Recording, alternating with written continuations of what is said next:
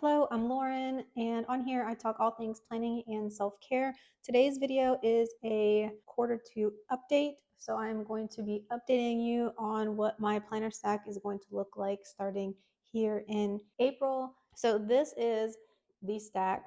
I will go ahead and start with the daily planner that I'm going to be using, and that is the Plum Paper Undated Planner. If you want to see a full flip through of this, I will go ahead and pop it up here in a card so you can look at that.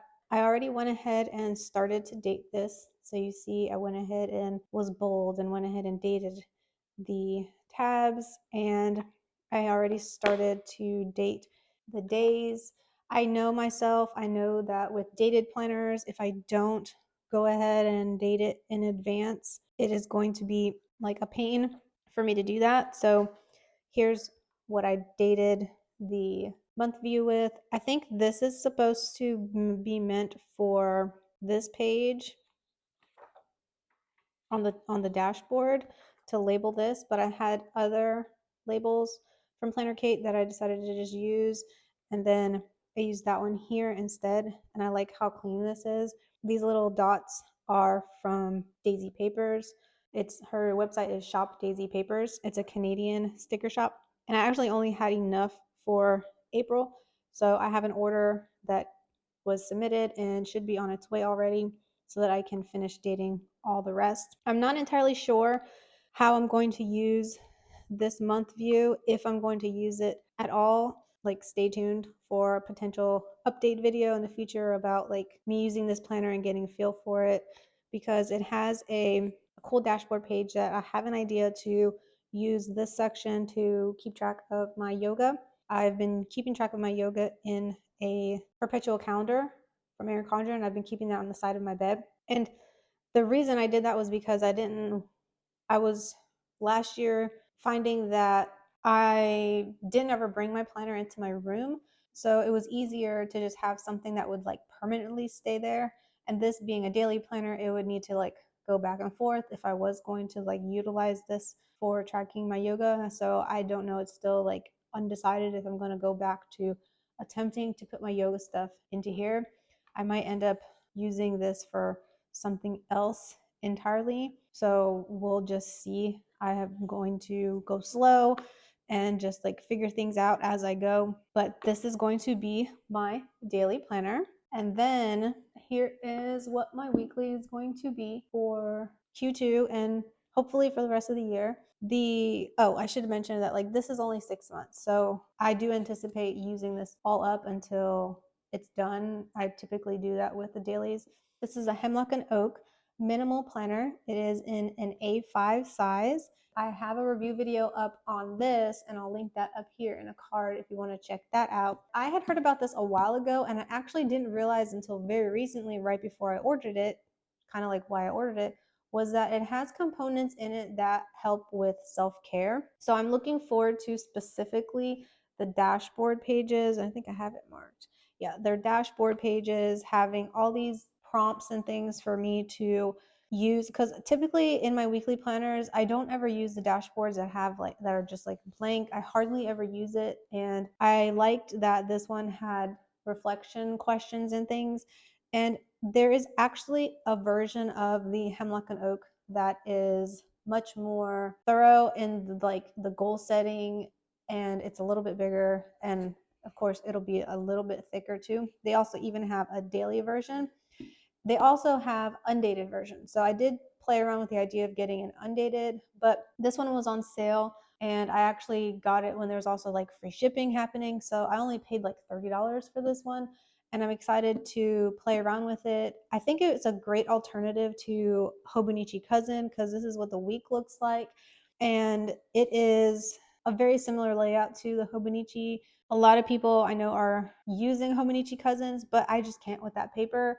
The ghosting is just too much for me, and this is really good 30-pound, 120 GSM paper. This company is focused on sustainability and creating stationery that's sustainable. So I really like that mission and appreciate that. I'm looking forward to not having a coil here on the binding to make it a little bit easier. Plus, I was finding that my previous weekly planner, I was getting frustrated with the color. I actually was getting frustrated. It's been a while. I kind of leaned really heavy in the color, and all my Erin Condren planners from last quarter were in like the color blends. And for the last month, I've just been like, oh my gosh, I'm so over all the color. I just want no color in anything, and then I want to just pick color if I want to. So that's why you'll see a theme here, and that like this is a really neutral planner, and the same thing with like this not being any color in it at all. So I'm really looking forward to adding color if I want color. So I'm gonna actually be back planning in this. This is the first time that I am going to attempt to do that. I don't think I've ever jumped into like a weekly planner that like started in the beginning of the year and then like went in and backed it. I've done like bought a plum paper where you can pick when it starts, and so that's what I've done before. Whenever I've jumped out of something, I've typically like got it to start just right when. I've never really done any back planning. So this will be interesting, and I love that I have like a lot of months and a lot of weeks in here to play around with it and get a feel for it to see like what I like, and then that way I'll have like one book that everything is in. My only thing about this one though is that the months are Monday through Sunday, and because I'm in the States and my whole life calendars are Sunday to Saturday, my brain just cannot, like if I'm looking at a month view, I absolutely need, my brain's like, this is the Sunday column, Monday, Tuesday, Wednesday. Like I can't, if I look at this, and I've tried before, so it just doesn't work. I end up like putting something on the wrong day, or I look at it and it's just weird. My brain just can't. So on that note, enter a monthly planner from Sprouted Planner, which this one I ended up picking up secondhand off Macari. Didn't realize though that it was going to be this small, because this is an A5 and this is shorter.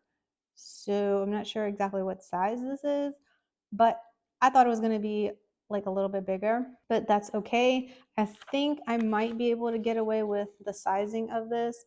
So this really just has some blank pages, well, lined with some check boxes, and then the months, which I like the way this month is with all the lines in it. I think that moving forward, I want to keep my monthly planning like very, very functional and just write things down with some friction pens so that I can erase things if I need to. I can write in the lines, and these lines are not too small. I think these are definitely bigger grid than in the Hemlock and Oak, and the spacing here looks bigger. So I think this will work fine, and I'm going to end up back planning in this one as well. So I'm going to back plan and just try this out for this quarter and see how I feel. And again, I thought this was going to be bigger, and it's not, but I'm going to try and make do and see if I can get away with this size. And if not, I tried, and I could jump into trying using this one in here or this one in here. I mean, the downside of using this one in here would be that this is only 6 months. For record keeping purposes, if I want to like refer back to something that happened, I would like to have like something like this to keep like long term, as opposed to having to keep like a whole bunch of things. So that's the other thing I've been trying to keep into consideration, is that, which brings me to the next planner that I want to talk about, is the Agendio that I built. This isn't the first Agendio product that I have created, but it is the first one that I've done that is this size on coil. Last time I did a 7x9 insert for discs, and I love the paper. I did like the highest paper quality that they had available as the option, and I did that same thing on this one. So you can kind of see like how thin this is, and this really is just weeks. The amazing thing about Agendio is that you can customize it however you want with the configuration, all that stuff. And I did film a video for it. I don't think it is up yet, but if you are subscribed, then you'll get the notification. You'll see it in your feed when that review goes up. I can't really show too much in here because I already started, but I will show you what this page looks like, so you can kind of see what I mean. What I was doing last year for budget, or not last year, for last quarter, and actually for a while in my daily duo was, and when did I start doing that in my daily duo? I started using it sometime in August. So at that point, because in the daily duo, they have a extra page. And so what I did was I turned that blank note page into a, hang on, I have a daily right here that I can show you. So here is what the daily duo looks like with the extra notes page in it. And this is the 7x9 one. And I actually have a video about how I set this up so that you can kind of see that, because I can't show you because privacy, the way it's numbers and things. But I turned this into a week. So it would be like Monday, Tuesday, Wednesday, Thursday. So I turned this into a week. And then over here, I had a log section for me to list out what the bills are. And that was great. And that worked really well, like keeping it all together in here. But as far as like long term keeping the storage and that sort of thing, it's like I don't want to keep this whole thing just for those few pages in there that have to do with like my bills. And even if I rip all the other stuff out, by the way, this cover is so pretty. I love this cover. This coil is huge, so I'm gonna end up with a few, like 6 months worth of pages that are just like 1 week, like what, 4 or 5 pages per month. So it's gonna end up being like this much paper and this huge coil if I just did that.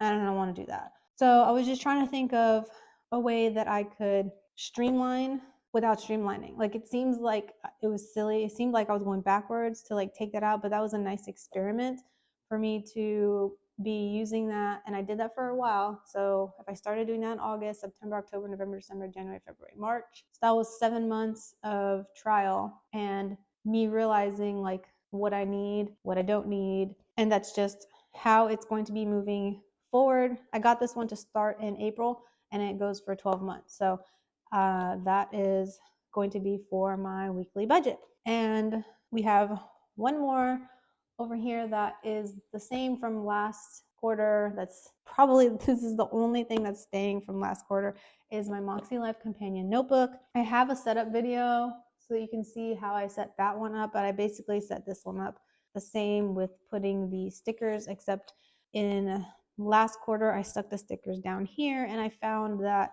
I kind of avoided reading them with it being at the bottom. I don't know. And so I thought maybe if I put them up at the top, maybe I'll read them more. Who knows? We'll see. But my Moxie Life is going to be staying. Another thing that wasn't technically in my Q1 quarter stack was my JMB Living Journal, and I think I mentioned it, and I'll put a link to the exact journal I'm talking about for the winter issue if you want to see that, if you don't know what JMB Living is. But that journal is only 3 months, so I knew that when that one was done, I wasn't going to get another JMB, that if I wanted to continue journaling, I might do something else. But lately I've been buying up a bunch of self-care journals and things like that, a lot of it to review here, and also just because I was trying to figure out what I would like to do for myself. And I decided that I would go ahead and start using this self-care notebook from Erin Condren. Even though I do not like the tissue paper design, I'm gonna just get over it. It's only like right here and it's not really in the pages, so I'm just gonna have to suck it up. Anyway, I guess I could just like leave the cover, like I could leave the planner of the little notebook like that, and then I'll never have to look at it.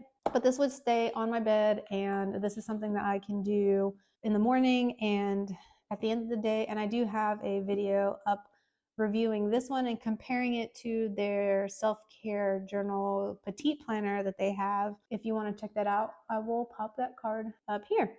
So yeah, that is my stack. I mean, technically, I don't usually consider my journals part of my stack, but that's my stack for Q2.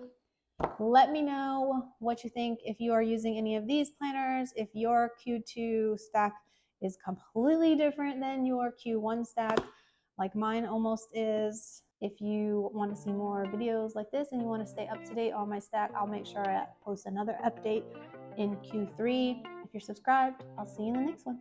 Bye.